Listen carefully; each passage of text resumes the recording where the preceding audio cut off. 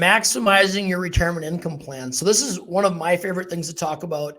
So Yelisey, you're a Series 65 fiduciary. Your licensing is overseeing all the money in the market. I'm a retirement planning specialist. I kind of focus on the relationships, the safe money, and what I would call your self-pension. So whether that's through a specific insurance product or a no-fee annuity.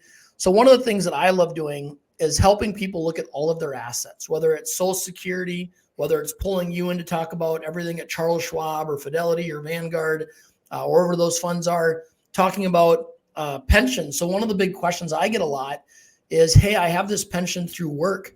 Do I turn on an income stream and give up the asset, or do I move the asset and do we manage it in the market, or what are my options?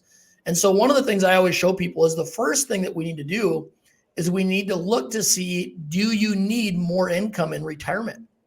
I think one of the things that surprised me is how many families that we serve that they've done a great job saving a retirement nest egg, and they live off of Social Security and a pension alone. So triggering an additional pension or another income source that they have to pay taxes on of money that they don't need to take it out of an investment, to put it in their savings account that isn't growing near as much as the investment would, doesn't make sense. So the first thing is, in deciding, do you take a lump sum or do you annuitize it, is, do you have an income need? If you don't have an income need, you don't want to pay tax on money that you don't need. And what a lot of people don't realize is when you annuitize your pension through work, on almost all of them, you give up the asset. So if you pass, or if you're married and you and your spouse pass, there might be $250,000 or $500,000 left. That money does not go to your beneficiaries. The insurance company ends up keeping it. So the other thing that we look at is what percentage is the payout.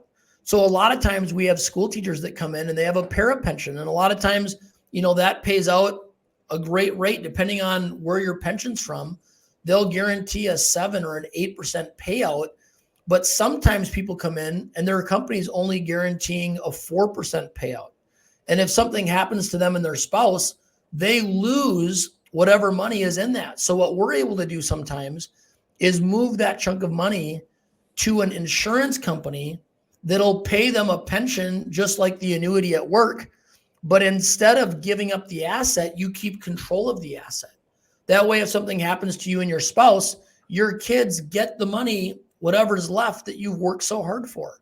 So if you have a pension that you're considering taking and you've never done an analysis or what I would call a retirement plan to see how to best use those funds, one of the things that we can help with is calculating what makes sense for you. You can reach us on our website at gwealth.com or on our phone number, which we're going to have listed below. But y'all say, what other things do you think about when you think about maximizing the retirement income plan for our listeners?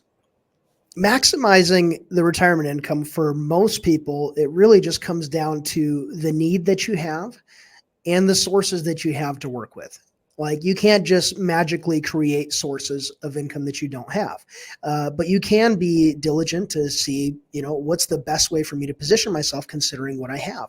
And one of the things that I wanted to touch on is annuities. It's, love them or hate them. Most people have a very strong opinion of annuities. And I think a lot of it probably comes down to maybe a lack of education, but also people hear things and somebody had a bad experience and really, a lot of times that experience is limited to a very specific type of annuity. But I just wanted to discuss a couple of things, and this is related to just how they function in general, especially fixed index annuities. So, for a lot of people, they don't have pensions. We've discussed this, that, most of the people today, they don't have a pension. And one of the biggest reasons, the fundamental reason to even consider an annuity is to reduce longevity risk, the risk of outliving your assets. And Trey, who was that gentleman that talked about how he saved enough for, basically all the projections showed that he had enough to make it until the age of 80. And he came into our office and he was in his late 70s or something. And he talked about all the planning that he did early on, but his biggest fear was outliving his assets. Obviously, we can't mention his name, but what was more? Is there any more to that story that makes sense for this situation? Well, I think there's two things. One of the things that people don't realize is that when you have assets, it's not just about having them, but it's knowing which investments to pull on in what order. So one of the things that we were able to do for him is we were able to show him what order he should touch the checking, the savings, the non-qualified money, the pre-tax money, and the Roth. I think one of the biggest mistakes that we see people make is they touch the Roth right away. And without getting into details today, one of the things that we can show you is why your Roth money should be touched last. But I think the other piece that you're talking about, Yelisey, is for him, what he needed was guaranteed income because he was short on assets. Right. And he was like worried about his kids having to take care of him for the last couple of years because he did a really good job making sure that he'd have enough until 82 or 83. But at some point, his assets would run out, especially if there was, a correction or if the market started to pull back a little bit. So that's where like annuities could fit into your planning because they help with the risk of outliving your assets. Now, one of the things I wanted to mention, and this is kind of diving into the weeds a little bit, but, typically whenever you seek out an annuity, you're entering into a contract with an insurance company. All annuities are through insurance companies. And really all of them have very different guarantees and bonuses, and the way that they calculate the income and the cash value, all of that can be very confusing. But one of the things that's important to know is fixed annuities and fixed indexed annuities.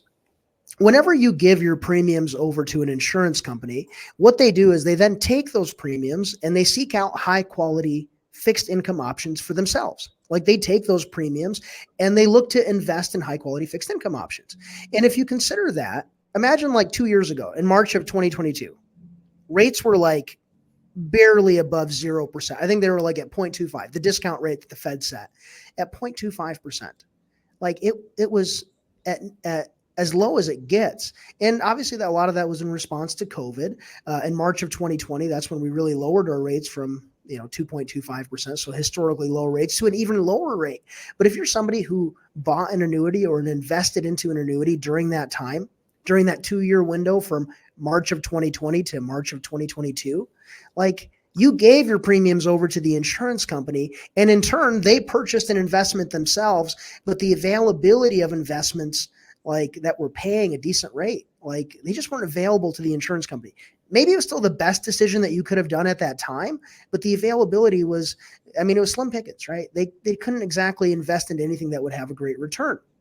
Now, the problem is, you fast forward to today when rates are really, really high, like there's no way that the annuities from 2020 to 2022 could compete with the interest rate environment that we're in today. Like there's just no way like that, it's not possible. The underlying investment of the annuities today is much stronger, and the annuity company is able to pass that on to you. And the reason why I mention that is over the last few months, we've had a number of people that have been in, and we've actually been able to improve the position that they're in. Normally you're looking at a surrender charge if you try to do anything different, because there's a holding period that you have to maintain before you replace the annuity. But based on the rates that we have today, the annuities are so much more competitive. And not just from like an initial standpoint where sometimes an annuity company gives you a bonus or something to offset the surrender penalty that you might be dealing with. But more than that, the indexing strategies themselves put you in a position where you have more growth over the life of the contract. And I'm not saying everybody should go out there and replace their annuity. I'm saying you should probably take a look at it, because the environment that we're in today, even though everybody's complaining about the interest rate, if you're out there and you're shopping for a fixed or guaranteed source of income, like an annuity, like if you're creating a pension for yourself because nobody has one anymore, and you want to make sure that you're dealing with a risk of outliving your assets in retirement, like it's worth looking at that. It's worth looking to see, hey, how competitive are these rates and what's available to me today? And can I improve my position right now? Well, I think one of the things that has been so surprising to you and I is we probably have listeners, just like we have families that we serve, that they bought a 10-year annuity 3 years ago, 4 years ago, 5 years ago, maybe even up to 10 years ago. And one of the things that you and I have seen for the first time in our career, that even though some of these clients have a 5-year-old annuity that has a penalty, maybe 5 or 6%, there are other A-rated companies that are giving a bonus to offset your loss. So like we have a wonderful client that she had to take a 4.4% penalty to get out of her A-rated low fee annuity, but another company gave her a 10% bonus. So she ended up a net like $4,500 ahead in year one. And what was even nicer than that is every year she has the potential to earn double of what the caps were on her old annuity.